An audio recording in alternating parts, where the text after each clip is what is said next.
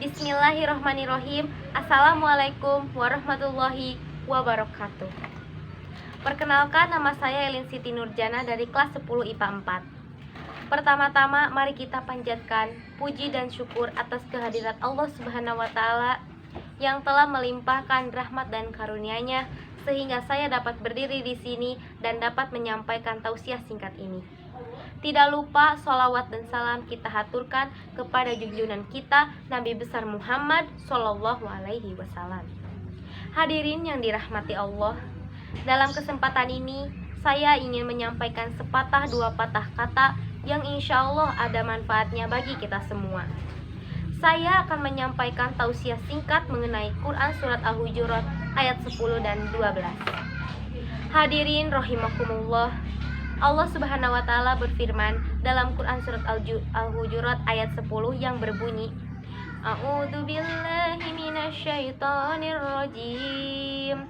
Bismillahirrahmanirrahim. Innamal mu'minuna ihwatun fa aslihu baina akhawaykum wattaqullaha la'allakum turhamun. Sesungguhnya orang-orang mukmin itu bersaudara. Oleh karena itu, damaikanlah di antara dua saudaramu yang berselisih dan bertakwalah kepada Allah Subhanahu wa taala agar kamu diberi rahmat. Bagaimana kita tidak bersaudara sementara kita terlahir dari satu nenek moyang, Adam dan Hawa? Bagaimana kita tidak bersaudara padahal kita adalah keturunan Nabiullah Shallallahu Alaihi Wasallam dan satu agama, yakni agama Islam. Dikatakan persaudaraan karena agama lebih kokoh dan tetap daripada persaudaraan karena keturunan. Persaudaraan karena agama tidak akan terputus karena bedanya keturunan. Sedangkan persaudaraan karena sebab keturunan dapat putus karena bedanya agama. Nauzubillahi min dzalik. Seorang mukmin dengan mukmin lainnya bagaikan sebuah bangunan yang saling menguatkan dan merupakan satu tubuh, satu jasad. Artinya, di mana jika salah satu anggota tubuh kita merasakan sakit, maka anggota tubuh yang lain pun akan merasakan sakit. Seperti panas, demam. Hanya kepala kita yang merasakan panas. Tetapi juga seluruh tubuh anggota kita juga merasakan sakitnya. Begitulah perumpamaannya. Subhanallah. Namun, di dalam ikatan persaudaraan yang rukun dan damai, pasti ada saja godaan setan yang mencoba untuk membuat persaudaraan di antara mukmin itu goyah dan akhirnya terpecah belah. Oleh karena itu, menjaga persaudaraan sangat diutamakan dalam Islam. Bahkan jika terjadi perselisihan sesama mukmin, baik perorangan, kelompok maupun golongan, itu harus segera didamaikan oleh kita sebagai saudara dari mereka. Perselisihan antara saudara dapat terjadi oleh beberapa hal. Namun yang saya bahas hanya dua saja, yaitu karena adanya prasangka dan karena adanya perbuatan menggunjing orang lain. Hal ini ditegaskan dalam Quran Surat Al-Hujurat ayat 12 yang artinya adalah, wahai orang-orang yang beriman, jauhilah banyak dari prasangka, karena sebagian prasangka itu dosa. Dan janganlah kamu mencari kesalahan orang lain, dan janganlah kamu menggunjing dengan sebagian yang lain. Yang pertama, prasangka. Prasangka dibagi menjadi dua.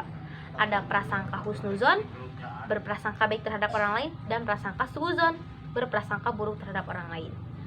Nah, prasangka seperti apa yang termasuk ke dalam golongan yang dosa itu?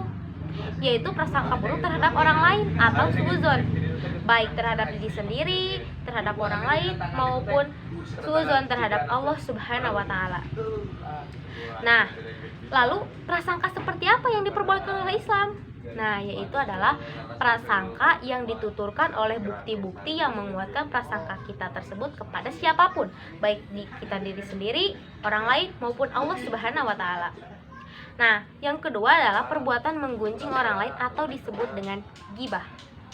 Nah, kita pasti tidak terlepas dari kata ghibah dalam kehidupan sehari-hari.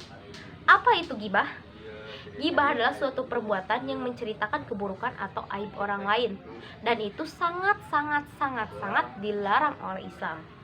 Seperti ada kata pepatah yang mengatakan bahwa semut yang di seberang lautan jelas kelihatan, sedangkan gajah yang di pelupuk mata kita tidak kelihatan.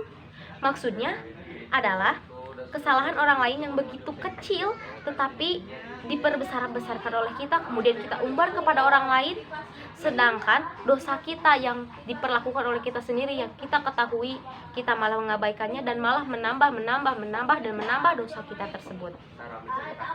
Nah, selain itu, perbuatan gibah juga merupakan seperti kita memakan daging bangkai saudara kita sendiri.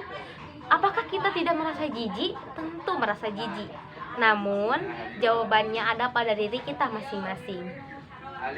Hal tersebut dapat berkembang dari gibah menjadi fitnah. Apalagi fitnah merupakan salah satu perbuatan yang sangat dibenci oleh Allah Subhanahu wa taala. Karena fitnah adalah perbuatan yang lebih kejam daripada pembunuhan.